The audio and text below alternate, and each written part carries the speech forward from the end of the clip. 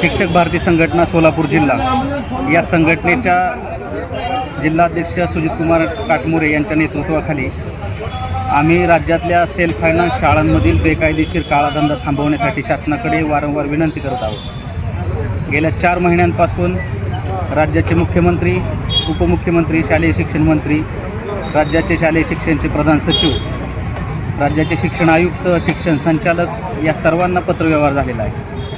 आमच्या शिक्षक भारती या शासनमान्य संघटनेचे संस्थापक अध्यक्ष सन्माननीय कपिल पाटील साहेब यांनी देखील या प्रकरणामध्ये राज्याच्या प्रधान सचिवांना पत्रव्यवहार करून सर्व सेल्फ फायनान्स शाळांमधील बोगस शिक्षकांवर कारवाई झाली पाहिजे।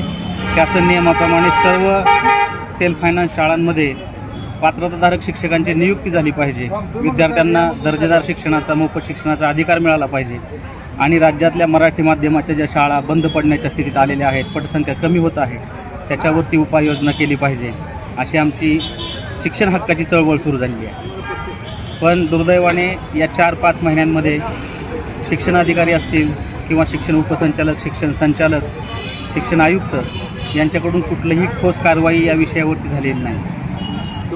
कुठल्याही लढाईला एक मर्यादा असते। समाजामध्ये अनेक विषय आहेत, परंतु शिक्षणाचा विषय हा आमच्या जीवनाशी थेट जोडलेला असल्यामुळं आमच्या विद्यार्थ्यांना, आमच्या खेड्यापाड्यातल्या गोरगरीब शेतकरी, शेतमजूर, बहुजन, दलित, आदिवासी मुलांना शिक्षण मिळालं पाहिजे। शिक्षणापासून ते वंचित होत चाललेले आहेत। पटसंख्याअभावी शाळेतल्या शिक्षकांची संख्या कमी होत चाललेली आहे आणि शासन दुसरीकडे सेल्फ फायनान्स शाळांना नको तेवढी सूट देऊन शिक्षणाचा बाजार करत आहे। शासनाला आमची विनंती आहे की या शिक्षक भारती संघटनेच्या भूमिकेचा विचार करावा, आमच्याबरोबर चर्चा करावी। मराठी शाळा 1 रुपया न खर्च करता वाचवता येऊ शकतात, त्यासाठी फक्त सेल्फ फायनान्स शाळांवरती शासनाच्या नियमांची काटेकोर बंधनं घालण्यात आली पाहिजेत आणि शासनाच्या नियमाची अंमलबजावणी करण्यासाठी शासनाने पाऊल उचललं पाहिजे। आज 5 मार्च 2026 संघटनेचं पुढचं जे आंदोलन सुरू होतं आहे ते निषेधाचं आंदोलन सुरू होतं आहे आणि या आंदोलनामध्ये शिक्षक भारती संघटनेचा जिल्हा प्रवक्ता म्हणून मी विजयकुमार गुंड आज या जिल्हा परिषदेच्या परिसरामध्ये माझ्या पायातील चपला सोडून जातो आहे। माझ्या संघटनेवर माझा विश्वास आहे, माझ्या राज्याच्या नेतृत्वावर माझा विश्वास आहे। जोपर्यंत शासन सेल्फ फायनान्स शाळांमध्ये चौकशी करून कारवाई करत नाही तोपर्यंत मी माझ्या पायामध्ये चपला घालणार नाही। ऊन, वारा, पाऊस आणि रस्त्यावरून चालताना टोचणारे दगड, काटे या प्रत्येक वेदना मी सहन करेल, कारण हा विषय माझ्या एकट्याचा नसून माझ्या राज्यातल्या गोरगरीब विद्यार्थ्यांचा आहे।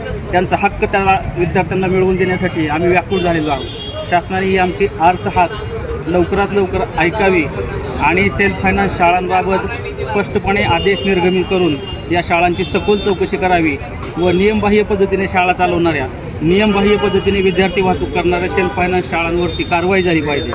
ही कारवाई जोपर्यंत होत नाही तोपर्यंत मी माझ्या पायातली चप्पल इथं जिल्हा परिषदमध्ये आज सोडतोय। या चपलीचा मी त्याग करतोय। मी ही चप्पल तोपर्यंत घालणार नाही जोपर्यंत माझ्या संघटनेला या लढ्यामध्ये यश येत नाही। या निमित्ताने शिक्षक भारतीचे जिल्हा अध्यक्ष सुजितकुमार काटमोरे आणि माझ्या सोलापूर शिक्षक भारतीचे सर्व पदाधिकारी यांना मी विनंती करतो की ही चळवळ मोठी करा, शासनापर्यंत हा विषय घेऊन चला आणि शासनाला याच्यावरती काम करण्यासाठी भाग पाडा। शिक्षण हे आपल्या हक्काचं आहे।